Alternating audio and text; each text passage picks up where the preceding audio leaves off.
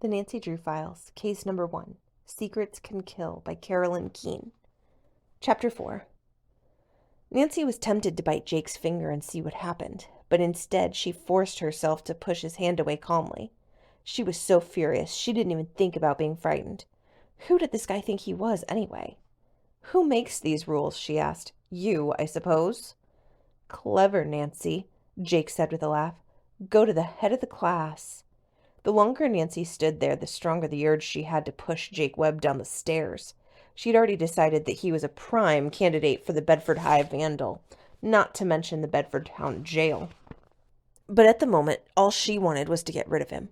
Look, she said, I don't know what you're trying to do, but I think I ought to tell you that I don't scare easily. She put her hand on the door. Why don't you just crawl back under your rock? Without waiting for Jake's reaction, Nancy pulled the door open and almost bumped into Daryl Gray. Well, well, Jake scoffed. It's King Cool. Completely ignoring Jake, Daryl smiled at Nancy. Hi, I expected to see you in the cafeteria. She couldn't make it, Jake said. She had more important things to do than eat. You okay? Daryl asked Nancy. I was getting a little bored with the company, but I'm fine now, she said. How'd you know where I was? Are you kidding? Jake leaned against the door jamb and grinned. King Cool has the inside track on everything. Girls, cars, clever ways to make money. Right, King? Quickly, Daryl shifted his glance to Jake. You talk too much, Webb, he said sharply. I'm tired of the sound of your voice. Do everybody a favor and give your mouth a rest. Anything you say, King. Jake held Daryl's gaze for a second. But my eyes will still be open. You can count on that. Then he slouched off down the hall. Nancy let out her breath. What was all that business about your money and keeping his eyes open? Hard to tell with that guy, Daryl said. How'd you run into him anyway? Nancy explained and noticed a funny look on Daryl's face when she mentioned Carla, but she decided not to ask about it. Anyway, I'm glad you came along, she said. I was just about ready to blow my cover with that creep. Jake Webb's personality fits his name, Daryl said with a grimace. He's just like a spider waiting for a fly to come along. I can't believe he actually works in the principal's office. But most of us here aren't candidates for the psycho award like he is. I'll prove it to you if you'll come to the dance with me this weekend. That's a pretty intriguing invitation, Nancy said with a coy smile. I'm too curious to turn you down. It's a date, then. Daryl touched her arm in a familiar gesture before walking away. Once again, Nancy thrilled to the feel of his hand. As she hurried to her next class, she pictured the two of them dancing together, arms around each other. The picture brought a smile to her face. As long as she was at Bedford High, she thought, she might as well have some fun, and Daryl Gray was the perfect person to have it with. By the time her last class of the day was over, Nancy's head was a blur of names and faces, a jumble of bells and pounding feet. As she'd expected, she hadn't done much detecting at all. Only two people, Carla and Jake, stood out in her mind as possibly connected to the vandalism and to the videotape she'd received. She wanted to find out more about both of them, but first she wanted to take a look around the video lab to see if she could discover any connection between the missing equipment and the mysterious tape. She wasn't taking any chances on getting lost a second time. She asked a teacher for directions, and, after stashing some books in her locker, made her way to room 235. The door was locked. Probably only the teacher has a key. Well, Mr. Parton had given her permission to do, quote, whatever it takes, she thought. She reached into her duffel bag and pulled out an extremely handy little device, a credit card, and took a careful look down the hall. Connie Watson was walking straight toward her. Hi, Nancy, Connie called. I've been looking for you. The football team's got practice this afternoon, and I thought you might want to go to it with me. Connie blushed and bit her lip. You don't have to, though. I mean, if you're too busy, that's okay, she said quickly, as if she were used to being rejected. No, I think I'd like that, Nancy said, pocketing the credit card. Maybe she'd get a chance to talk to Walt Hogan. She was very curious about the cryptic conversation she'd overheard on the stairs. Let's go.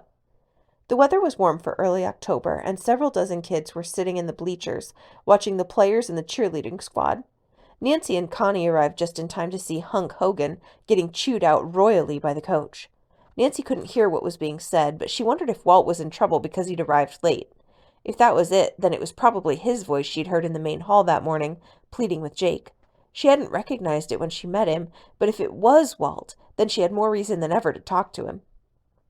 The cheerleaders were energetic and colorful in their bright orange and white uniforms. Nancy admired the routines, and even had to admit that Carla, who seemed to be the captain, was very good. Beside her, Connie sighed. "I'd give anything to be a cheerleader," she confided. "Of course, I'm too fat, so it's not worth thinking about.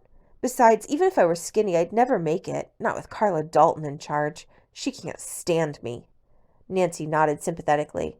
"She's not too crazy about me either, but I don't have a clue why." "Oh, that's easy," Connie said. "Ever since you arrived at Bedford High, Daryl Gray hasn't taken his eyes off you, and Carla can't stand competition." She put her hand over her mouth and giggled. "Personally, I love seeing Carla get what she deserves." "You mean Carla and Daryl have a thing going?" Nancy asked. Then that explained the funny look on Daryl's face when Carla's name had been mentioned. Nancy couldn't picture Daryl being interested in someone like that, but she didn't really know him all that well. "Off and on," Connie told her. "It's been off for a couple of weeks, but when you showed up, I guess Carla decided you were invading her territory." So Carla's jealous, Nancy thought. That might make her nasty, but it didn't make her a criminal. "Actually, I'm surprised she still wants Daryl," Connie continued on. "Carla's only interested in one thing: money." "Well, Daryl can't be headed for the poorhouse," Nancy remarked. "Not if he drives around in a Porsche." "It is a little weird," Connie agreed, "especially since his father lost practically all his money a few months ago in some big business fiasco.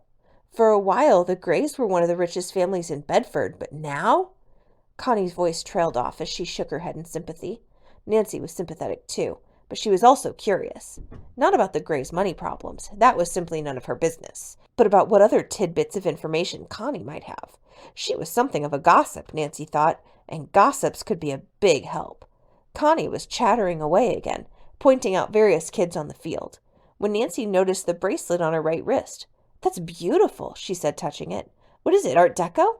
I don't know," Connie said nervously, fingering the intricately patterned gold. "It was a present.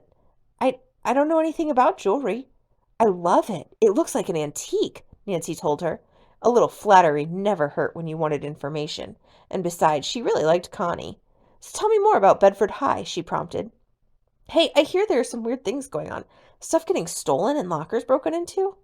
"You must mean the Phantom," Connie said, seeming relieved at the change in subject. "That's what I call him, since no one knows who he is." "Got any ideas?" "No. And most kids don't really care. I mean, it's so juvenile. So much for inside information."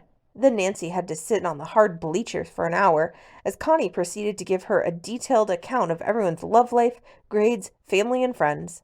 Nancy learned a lot, but nothing that was going to help. One day down, she thought, how many more to go? Nancy arrived at school the next day, determined to start putting the puzzle together, or at least to gather a few of the pieces. Instead of study hall, she had gym during second period, and stretching her muscles and limbering up felt good. Maybe the exercise would limber her mind up too, so she could solve the case. 2 minutes into gym, though, her mind was on something else. "Excuse me," a voice said. Nancy stopped in the middle of a sit-up and smiled at Carla Dalton, who was standing over her. Who knows, she thought, maybe a smile would help. "I'd really appreciate it," Carla said, "if you'd keep your problems to yourself." "What are you talking about?" Carla put a hand on her cock tip. "I'm talking about the way you ran and tattled to Daryl yesterday," she said nastily. "He chewed me out this morning. I mean, can't you fight your own battles?" "Let's get something straight," Nancy said calmly. "I didn't tattle to Daryl. He asked me how I got lost, and I told him. I don't want to fight with you, Carla," she went on. "But since you asked, yes, I can fight my own battles, and I usually win." Nancy went back to her sit-ups, still smiling, but inside she was seething. This is all I need, she thought, a catfight. A few minutes later, though, she wondered just how petty the catfight was going to be. It was her turn on the trampoline, and as she prepared to go into a high flip, she noticed that the girl spotting her had changed places with Carla Dalton. It threw her concentration off. It shouldn't have, but it did. And as she sprung high into the air, she knew she was off balance. There was no time to catch herself. If she'd had a reliable person spotting her, she wouldn't have worried. But Carla's back, she noticed, was conveniently turned. Before Nancy could stop herself, she was hurtling over the end of the trampoline, heading for a major collision with the floor.